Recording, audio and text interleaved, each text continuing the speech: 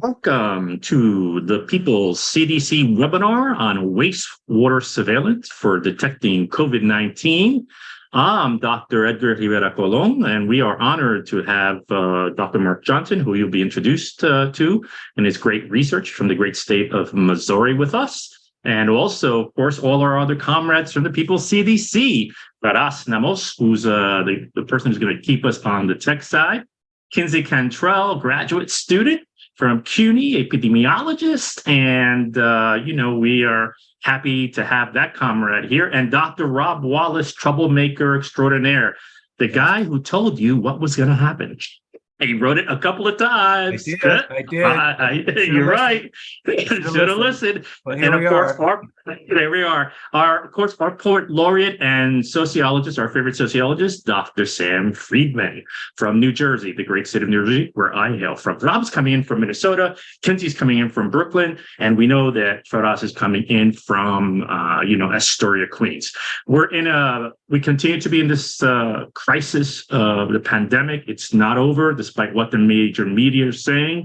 I've noticed that both the Los Angeles Times, the Washington Post, and the New York Times have had articles saying, well, things are sort of turning and things might be bad, and sort of mealy-mouthed, really, but at least aware that something's coming or it could come. And again, we really encourage people to keep on masking, to using all the non-pharmaceutical interventions you can, as well as to keep on putting pressure on different institutions in the federal government to make sure that masks are in hospital settings, clinical settings, educational settings. And we also ask you to be active because this thing ain't over.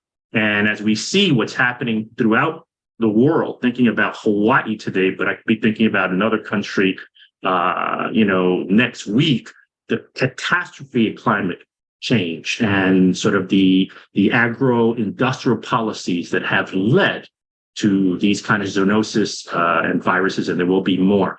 We're here to inform you. We're here to be with you, to accompany you in this process. And it's so good to have Dr. Mark Johnson here.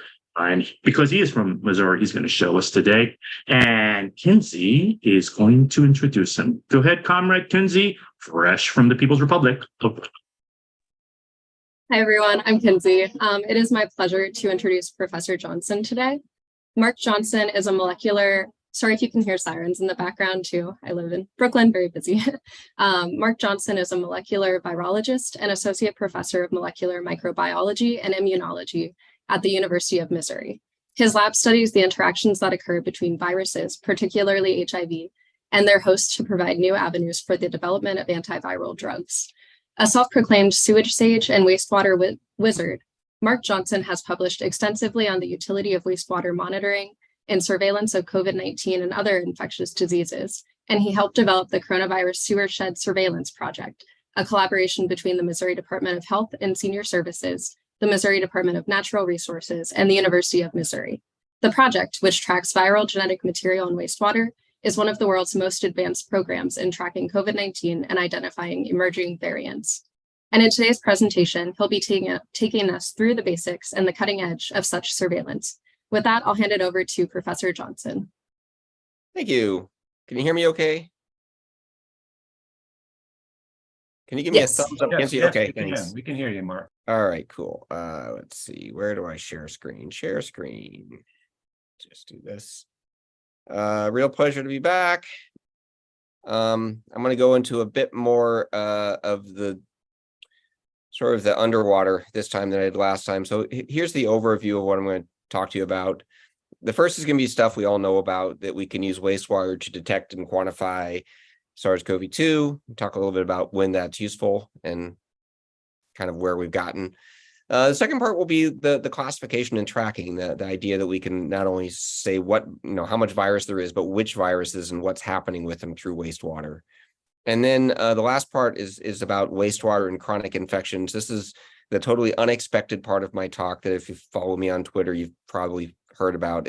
There's a lot more going on than is obvious from our standard surveillance that wastewater is helping to reveal. And I'll spend some time talking about that because it's a lot of what I think about these days. So this is, we mentioned, the university, a collaboration between University of Missouri, Missouri Department of Health and Senior Services, and Department of Natural Resources for the main surveillance project. And I have a counterpart who does pretty much half of everything, which is Chung Ho Win, who is an environmental chemist who was also roped into this project at the beginning of the pandemic. This is just to illustrate what we get is we get wastewater samples from at one point upwards of 100 sites every week. And what we get is about a quarter cup in little tubes that look like this. I threw in this slide because I don't have a new one yet for our new concentration. But what we do is basically we just take it, we concentrate everything that's in there, we extract the nucleic acid, and then we do the same thing that they do in labs. We do Q or digital PCR, and it tells us how much is there.